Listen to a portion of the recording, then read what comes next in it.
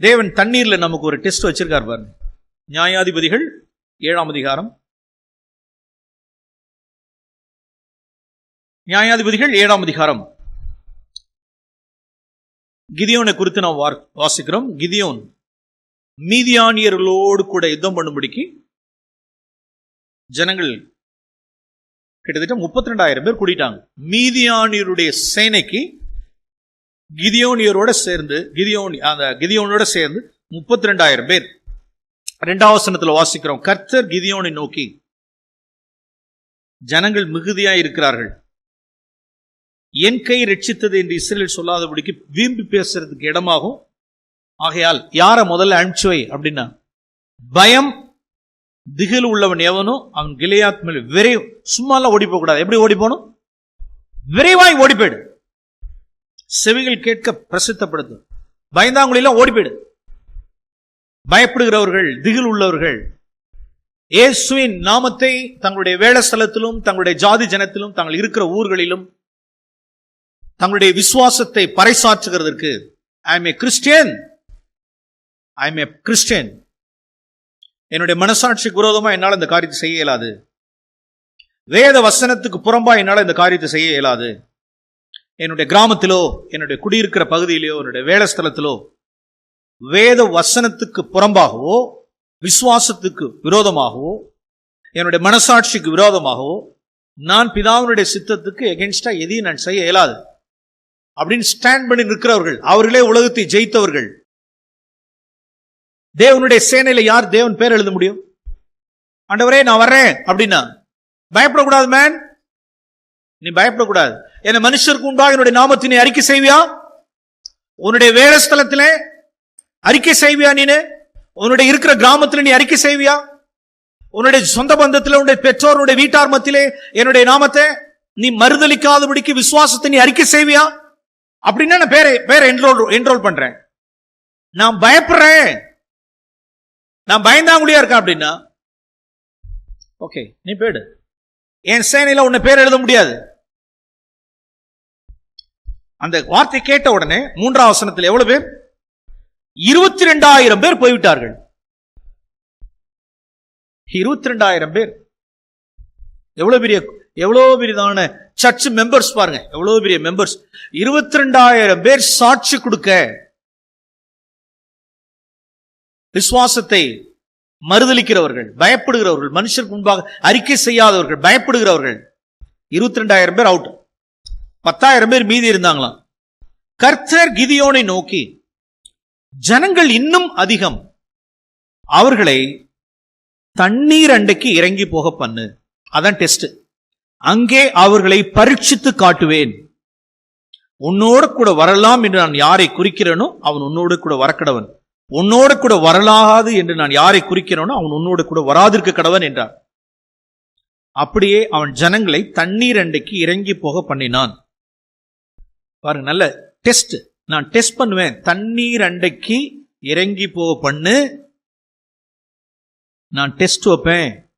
தண்ணி தான் டெஸ்ட். பிரியமானவர்களே, தண்ணி டெஸ்ட். இந்த உலகத்தினுடைய சந்தோஷங்கள், பிளஷர்ஸ் டெஸ்ட். தேவன் நம்மளை பரீட்சித்து பார்க்கிறார், டெஸ்ட் வச்சு பார்க்கிறார். பணம்ங்கிற தண்ணீர் டெஸ்ட், கனமகிமை டெஸ்ட். மறந்துடக்கூடாது.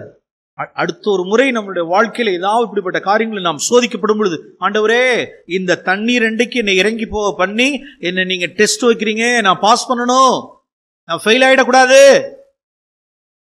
பாருங்க, உள்ளார போனாங்க. 5ஆம் வசனம், தண்ணீர் அண்டைக்கு இறங்கி போக பண்ணினான். கர்த்தர் கிதியோனை நோக்கி, தண்ணீரை ஒரு நாய் நக்கும் பிரகாரமாக அதை தன் நாவிலே நக்குகிறவன் எவனோ அவனை தனியையும், குடிக்கிறதற்கு முழங்கால் ஊன்றி குனிகிறவன் எவனோ அவனை தனியே நிறுத்து என்றார். 6ஆம் வசனம், தங்கள் கையால் அள்ளி தங்கள் வாய்க்கு எடுத்து நக்கிக் கொண்டவர்கள் இலக்கம் 300 பேர். மற்ற ஜனங்கள் எல்லாம் தண்ணீர் குடிக்கிறதற்கு முழங்கால் ஊன்றி குனிந்தார்கள். அப்பொழுது கர்த்தர் கிதியோனை நோக்கி, நக்கி குடித்த அந்த 300 பேராலே நான் உங்களை ரட்சித்து மீதியானரை உங்கள் கையில் ஒப்புக் கொடுப்பேன். மற்ற 9700 பேரை வீட்டுக்கு போக சொல்லிடு அப்படின்ட்டார். 32,000 பேர்ல 32,000 பேர் கொண்ட காங்கிரிகேஷன்ல 32,000 பேர் கொண்ட உறுப்பினர்கள்ல 320 பேர் 1%, 1%, 1%க்கு கம்மி, 1%க்கு கம்மி தான் கையில அப்படி அள்ளி வாய்க்கு எடுத்து நக்குன தொண்டையை நினைச்சுக்கிட்டு நாவுனுடைய வறட்சியை நினைச்சுக்கிட்டு தொண்டையை நினைச்சுக்கிட்டு நான் யுத்தத்துக்குள்ள போறேன், நான் யுத்த வீரனாச்சே, என் வயிறு புல்லா இருக்கக்கூடாது. என்ன இருக்கக்கூடாது? புல் ஸ்டொமக். சிலர்லாம் புல் ஸ்டொமக், புல் ஹானர், புல் செக்ஸ், புல் பிளஷர், புல் ஸ்டொமக். ஷேம். ஆண்டவரே, ஒரு கிறிஸ்தவனுடைய பிழைப்பு, சேனையில் பேர் எழுதி கொண்டவனுடைய பிழைப்பு நக்கிற பொழப்பு. வாய்க்கு எடுத்து நக்கணும், அவ்வளவுதான். He is a Christian. Amen. I say amen. இன்னும் சொல்ல போனா, இது எங்க தஞ்சாவூர் சைடுல உள்ள பாஷை. தொட்டுக்கோ தொடச்சுக்கோ. எப்படி சிலருடைய லைஃப்ல சில பேர் சில இஸ்திரிமார்கள், சில ஸ்திரீமார்கள் இல்ல, என்னமார்கள்? சில இஸ்திரிமார்கள் கல்யாணம் பண்ணதிலிருந்தே உங்களை கட்டிக்கிட்ட நாள்ல இருந்தே தொட்டுக்க தொடச்சுக்க. கல்யாணம் ஆகி 25 வருஷம் ஆயும் தொட்டுக்க தொடச்சுக்க. எப்பதான் என் வாழ்க்கையில புல்? Do you want bull? Full stomach? Dear family, ஆண்டவருடைய சேனையில் இருக்க முடியாது, காங்கிரிகேஷன்ல இருக்கலாம், ஒரு ஃபேமிலியில, ஒரு சர்ச்சில் ஏதோ ஒரு பிலீவரா இருக்கலாம். ஃபுல் ஸ்டொமக் வேண்டாம். ஃபுல் ஸ்டொமக்குக்காக, ஃபுல்லா இருக்கணுங்கிறதுக்காக, ஃபுல் ஸ்டொமக்குக்காக முழங்கால் ஊன்ற வேண்டாம். தேவனுடைய சேனையில் இன்னைக்கு வேலையாட்கள் குறைவு, அறுவடை மிகுதி. தேவனுடைய ராஜ்யம் அதிக சமீபமாய் நாட்கள் குறையிடுச்சு. நாட்கள் சமீபம், அவருடைய வருகை சமீபம். நாம் ஸ்திரப்பட வேண்டியது அவசியம். அடுத்த தலைமுறை எழும்ப வேண்டிய காலம். அவருடைய சேனையில நான் பேர் எழுதி கொடுக்கணும். பிழைப்புக்கு அடுத்த அலுவல்களில் நான் சிக்கிக்கொள்ளக் கூடாது. ஆண்டவரே, இஸ்ரவேலுடைய முழு அபேட்சையும் முழு விருப்பமும் உன்னை தேடிக்கொண்டிருக்கிறது. Dear family, dear brother, full ஸ்டமக்குக்காக தேடிக்கொண்டிருக்க வேண்டாம். அந்த லைஃப் வேண்டாம். தேவனுடைய டெஸ்ட் தண்ணீர் அண்டில் இறங்கும் பொழுது அப்போஸ்தலனாகிய பவுல் பின்னாட்கள் சொல்றாரு, உண்ணவும் உடுக்கவும் உண்டாயிருந்தால் உங்களுக்கு போதும் என்று கடவும். அவ்வளவுதான். உண்ணவும் உடுக்கவும். Full no. முழங்கால் ஊன்றினவர்கள், முழங்கால் ஊன்றி குனிந்தவர்கள். எதுக்காக? தண்ணிக்காக, ஃபுல் ஸ்டொமக்குக்காக. நான் எப்படி போவோம்? நான் ஃபுல் ஸ்டொமக்கா இருந்தேன்னா எப்படி நான் யுத்தத்துக்கு போக முடியும்? எப்படி ஃபைட் பண்ண முடியும்? தேவன் டெஸ்ட் பண்றாரு பாருங்க. நோ, நீ என்னுடைய சேனையில வர முடியாது. ஜீசஸ் எப்படி தன்னுடைய சீஷர்ல 12 பேர் செலக்ட் பண்ணாருங்கிறத நம்ம முதல் செஷன்ல தியானிச்சோம். பசி, பட்டினி, குறைவு, குறைச்சல், எல்லாவற்றிலும் எனக்கு வாழ்ந்திருக்கு எனக்கு தெரியும், தாழ்ந்திருக்கு எனக்கு தெரியும், பட்டினியா இருக்க தெரியும், குறைபட நான் போதிக்கப்பட்டேன்.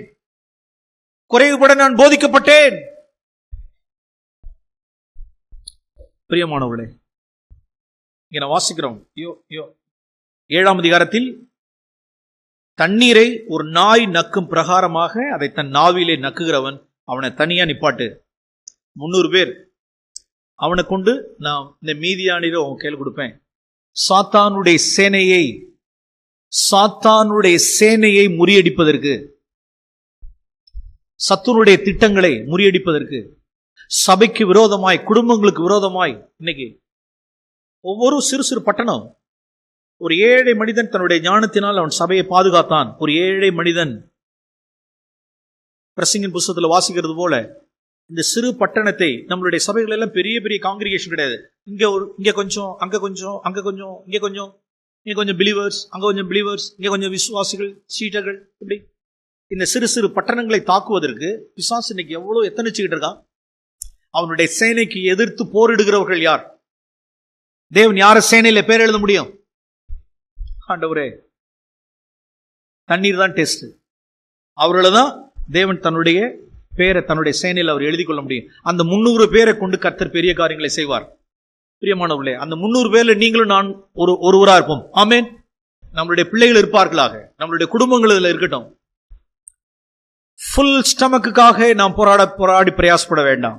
திருப்தியா இருக்கணும், அந்த பூமியில திருப்தியா இருக்கணும். ஒரே ஒரு வாழ்க்கை. இது என்ன லாஜிக்னு தெரியல.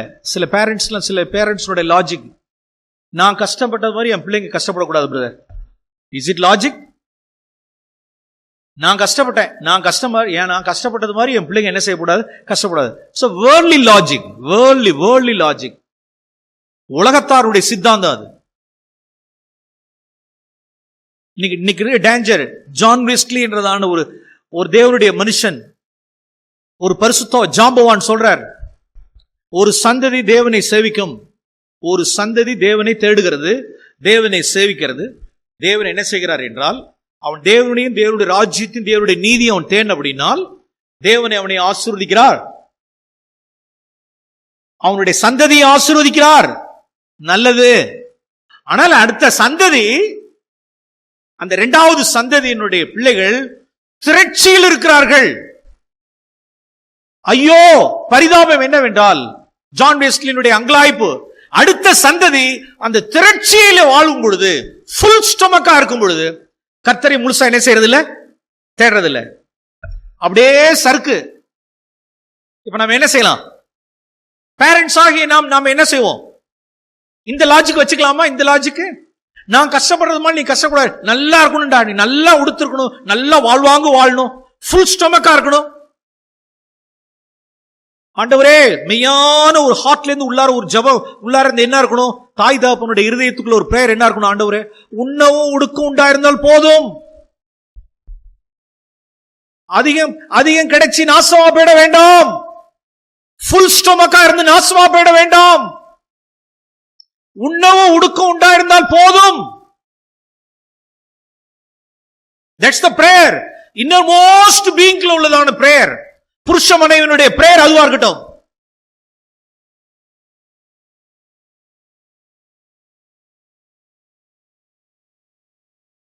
வேதத்தில் முழங்கால் ஃபுல் ஸ்டொமக்குக்காக முழங்கால் ஊன்றின ஒரு சிலரை நான் காண்பிக்கிறேன்.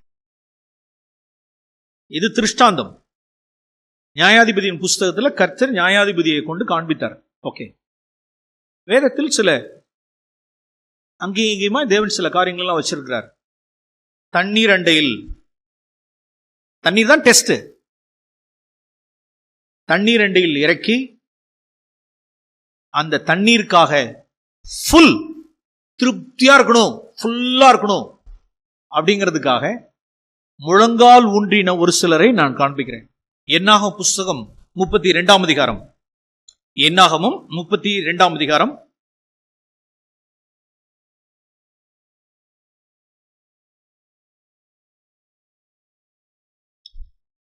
இங்க நான் வாசிக்கிறோம். காட்ஸ்னுடைய பெர்ஃபெக்ட் வில், காட்ஸ்னுடைய பெர்மிசிவ் வில், தேவனுடைய பரிபூர்ணமான சித்தம் எது? தேவனுடைய அனுமதி சித்தம், காட்ஸ்னுடைய பெர்மிசிவ் வில் எதுங்கிறதையும் சொல்றேன். 32ஆம் அதிகாரத்தில் இன்னும் அவர்கள் யோர்தானை கடந்து தேவன் வாக்குத்தத்தம் பண்ணப்பட்ட கானான் தேசத்துக்கு இன்னும் போகல ஜனங்கள். எங்க வந்துட்டாங்க அப்படின்னா, இந்த கவனிங்க, இந்த பில்டிங்க்கு இந்த பக்கம் தான், இந்த பில்டிங்க்கு இந்த பக்கம் தான் யோர்தான் ஓடுதுன்னு வச்சு, இதான் யோர்தான். அந்த யோர்தானை தாண்டி அந்த பக்கம் கானான், இதுதான் இடையில உள்ளதுதான் யோர்தான் வச்சுங்க. இப்ப யோர்தானுக்கு இது கிழக்கு, அது யோர்தானுக்கு அது மேற்கு. இப்ப எல்லாம் இங்க கூடாரம் கூடியாச்சு. 2.5 கோத்திரத்தார். ஒரு கோத்திரத்தார் ரூபனுடைய கோத்திரம், இன்னொரு கோத்திரம் காத் என்ற ஒரு கோத்திரம், இன்னொன்னு மனாசேயனுடைய பாதி கோத்திரம் மனாசே. இந்த 2.5 கோத்திரத்தார் என்ன பண்ணாங்க அப்படின்னா, 1ஆம் வசனத்துல ரூபன் புத்திரருக்கும் காத் புத்திரருக்கும் பிரச்சனையே இதுதான். ஆடு மாடுகள் மிகவும் திரளா இருந்தது. ஃபுல் காசு பணம், ஃபுல் ஆடு மாடு பிசினஸ் திரள். அவர்கள் அந்த கிளையாத் தேசத்தை பார்த்தபோது, யோர்தானுக்கு கிழக்கே இருக்கிறதான இந்த தேசத்தை பார்த்தபோது, அது ஆடு மாடுகளுக்கு தகுந்த இடம் என்று கண்டார்கள். யோர்தானை தாண்டி கானானுக்கு போனோம்.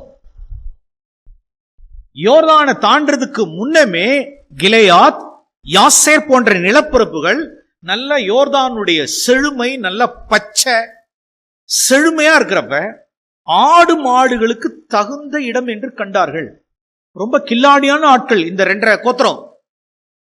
40 வருஷம் வனாந்தரத்துல எகிப்திலிருந்து கொண்டு வந்ததான அந்த ஆடு மாடுனுடைய திரட்சிய 40 வருஷம் வனாந்தரத்துல பாதுகாத்து வச்சிருக்கான் பாருங்க. எவ்வளவு கில்லாடியான ஆளா இருப்பான்.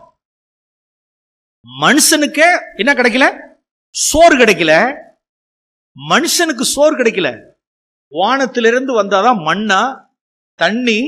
இவ்வளவு மத்தியிலும் எவ்வளவு கில்லாடிகளா ரூபன் புத்திரரும் காத் புத்திரரும் மனாசே பாதி கோத்திரத்தாரும் அவ்வளவு ஆடு மாடுகளையும் எகிப்திலிருந்து கிளம்பி போறப்ப இவ்வளவுதான் இருந்துச்சு ஆடு மாடு. இந்த 40 வருஷத்துக்குள்ள இவ்வளவு ஆடு மாடு ஆயிடுச்சு வனாந்திரத்தில்.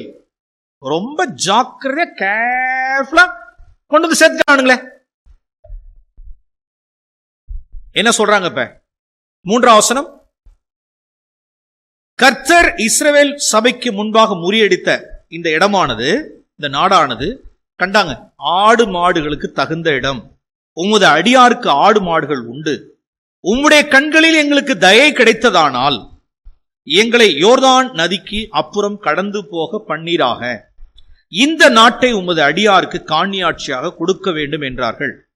கீழே 16ஆம் வசனம், அதே அதிகாரத்தில் 16வது வசனம், அப்பொழுது அவர்கள் அவன் சமீபத்தில் வந்து எங்கள் ஆடு மாடுகளுக்காக தொழுவங்களையும் எங்களுடைய பிள்ளைகளுடைய ஃபியூச்சர் வெல்ஃபேருக்காக, எங்களுடைய பிள்ளைகளுடைய ஃபியூச்சர் எதிர்காலத்தினுடைய நலனுக்காக, வெல்ஃபேருக்காக இங்க பட்டணங்களையும் இங்கே நாங்கள் கட்டுவோம். அப்ப வாட் அபவுட் தட் கானான்? இல்ல நாங்க பார்டர்ல இருந்துறோம். தேர்ட் ரேட் பிலீவர்ஸ் ஆஃப் பார்டர்ஸ்ல இருந்துறோம். நாங்க இன்னுமே யோர்தானை தாண்டி, பிரவாகித்து வர்ற யோர்தானை தாண்டி அங்க போய் அங்க சண்டை போட்டு அங்க யுத்தம் பண்ணி எங்களுக்கு சீட்டு எங்க விழுவுன்னு தெரியல. ஏற்கனவே நான் ரூபன், என் தகப்பனுடைய மஞ்சத்தில் ஏறினவன், எனக்கு எங்க சீட்டு விழுவுன்னு தெரியாது, எந்த மூளைக்கு விழுவுன்னு தெரியாது. நீங்க எங்கேயாவது ஒரு மூளையில கொடுப்பீங்க. இப்பயே நான் சூஸ் பண்ணிக்கிறேன், நல்ல இடத்தை இப்பயே நாங்க சூஸ் பண்ணிக்கிறோம். ஃபர்ஸ்ட் பெஸ்ட் நாங்க சூஸ் பண்ணிக்கிறோம்.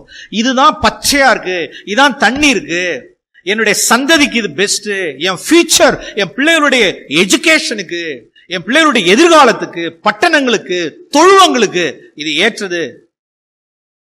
அப்ப கானான் மத்தவங்க போட்டுமா, நாங்க பார்டர்ல இருந்துக்கிறோம்.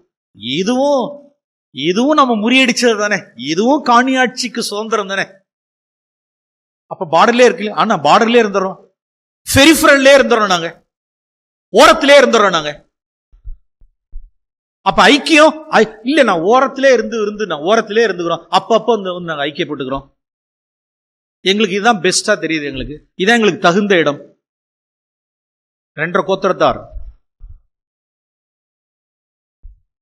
There are people, ஏன் அப்படின்னா முழங்கால் ஊன்றினவர்கள், தங்களுக்காகவும் தங்களுடைய பிள்ளைகளுக்காகவும். பின்னால உபாகத்துல வாசிக்கிறோம். உபாகம் புஸ்தகம், உபாகமம் 33ஆம் அதிகாரம், உபாகமம் 33ஆம் அதிகாரம் 21ஆம் வசனம். காத்தை குறித்து சொல்றார் ஆண்டவர். காத் அவன் தனக்காக முதலிடத்தை பார்த்து கொண்டான். உபாகம் புஸ்தகம் 33ஆம் அதிகாரம் 21ஆம் வசனம். காத் தனக்காக முதல் இடத்தை பார்த்து கொண்டான். ஃபர்ஸ்ட் பிளேஸ், பெஸ்ட் பிளேஸ், தனக்கானது எது பச்சையோ, எது செழுமையோ, எது கொழுமையோ, எது வளம் முடிந்ததோ அவன் தனக்காக அவன் பார்த்து கொண்டான். ஓகே பிரியமானவர்களே, மோசே போன்றவர்களை என்ன சொல்லுவாங்க அப்படின்னா, மோசே ஆசாரியர்களை என்ன செய்வாங்க, ஓகே பெர்மிசிவில், ஓகே நீ அங்க வரலையா, இதே போதும் நினைக்கிறியா, நான் இருந்துடுறேன், நான் பார்டர்ல இருந்துடுறேன்,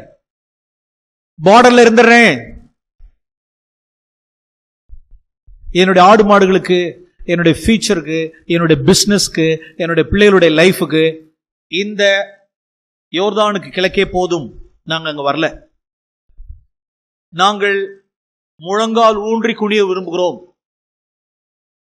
we want full stomach. அங்க உட்கார்ந்துக்கிட்டு நாங்க போய் இன்னும் போராடிக்கிட்டு யுத்தத்தை பண்ணிக்கிட்டு. பிரியமானவர்களே, சரித்திரம் என்ன சொல்லுது என்று சொல்லுவா. சரித்திர ஆராய்ச்சியாளர்கள் என்ன சொல்றாங்கன்னு, கொடுமையிலையும் கொடுமை. இவங்க ஆடு மாடுக்காக மேய்ச்ச இடம் நல்ல இடம் கண்டாங்க. ஜீசஸ்னுடைய காலத்தில், இயேசுனுடைய வருகையினுடைய காலத்தில் யோர்தானுக்கு கிழக்கே இந்த இடம் தான் பண்ணி மேய்க்கிற இடமா இருந்தது. சந்ததிகள் உருண்டு உருண்டு உருண்டு உருண்டு உருண்டு, ஒரு சந்ததி போய் அடுத்த சந்ததி போய் அடுத்த சந்ததி போய் சந்ததி சந்ததி சந்ததி சந்ததி எல்லாம் உருண்டு போய் யோர்தானுக்கு கிழக்கே கேலியாத் அந்த பகுதிகள், யாசேருடைய நிலப்பரப்புகளில் அவங்க என்ன மேய்ச்சாங்கன்னா ஆடு மாடு மேய்க்கல, அந்த சந்ததி எல்லாம் போயிடுச்சு. பிற்கால எத்தனையோ சந்ததிகள் கழிச்சு சந்ததி சந்ததியாய் சந்ததி என்ன மேய்த்தது என்றால் ஆடு மாடு மேய்க்கல, பண்ணி மேய்ச்சாங்க, பன்றி மேய்ச்சவர்கள். இயேசு அந்த பகுதிக்கு தான் வந்தார். இயேசு கடல் போட் ஏறி அந்த கடல்ல உள்ளவர்களுக்கும் இதுவும் காணியாட்சி ஆச்சே, இஸ்ரவேலுடைய காணியாட்சி இதுவும் ஒரு பகுதி ஆச்சே. யோர்தானுக்கு கிழக்க போன்னு சொல்லிட்டு படகு ஏறி வந்து பண்ணி மேய்ச்சிக்கிட்டு இருக்கிறவர்கள்ட்ட ஆண்டவர் ஒரு மனுஷனை சுகமாக்கினார். கும்பிடு போட்டு they rejected Jesus. Get behind, don't come here.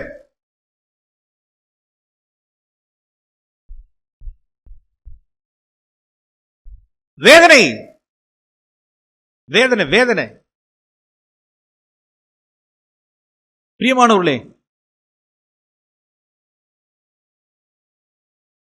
நாம் இன்னைக்கு நம்ம நினைக்கிறோம் என் பிள்ளைகளுடைய ஃபியூச்சர் எது சேஃப்டினா காணியாட்சி இங்க இல்ல, பார்டர்ல இருக்கிறது இல்ல. Border, don't be a border Christian, don't be a minimum Christian, don't be a minimum. யோர்தானை கடக்கட்டும், தேவனுடைய பெர்ஃபெக்ட் வில், பரிபூர்ணமான சித்தம் சபை நடுவில் இருக்கணும், நான் பரிசுத்தவான்கள் நடுவில் இருக்கணும், ஐக்கியத்தை நான் நடுவில் இருக்கணும், நான் யுத்தம் செய்யணும் அங்க நான்.